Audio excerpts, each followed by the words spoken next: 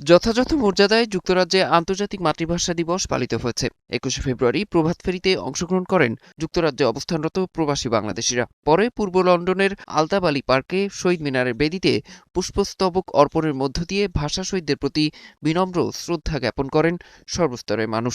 এ সময় তারা মাতৃভাষার জন্য ভাষা সৈনিকদের আত্মত্যাগের কথা শ্রদ্ধাভরে স্মরণ করেন।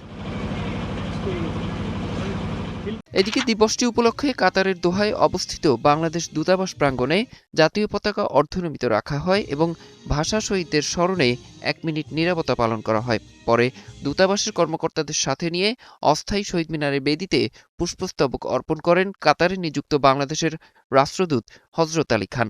এ সময় শহীদদের আত্মার শান্তি কামনায় দোয়া করেন তারা। রাষ্ট্রদূত হজরত আলী খান বলেন, ভাষা শহীদদের আত্মত্যাগের কারণেই বাংলা ভাষা বিশ্বে মর্যাদার আসনে পৌঁছাতে পেরেছে। সেই মাতৃভাষার জন্য যারা আবারও অকাতরে জীবন দিয়েছিলেন তাদের প্রতি গভীর শ্রদ্ধা। এবং আজকে আপনারা যারা কমিউনিটি নেতৃবৃন্দ, বিশিষ্ট নেতৃবৃন্দ এবং আমার দূতাবাসের কর্মকর্তারা এসেছেন, আমি খুবই আনন্দিত যে আমাদের দূতাবাসের কর্মকর্তারা আজকে একটি অস্থায়ী শহীদ মিনার নির্মাণ করতে সক্ষম হয়েছে।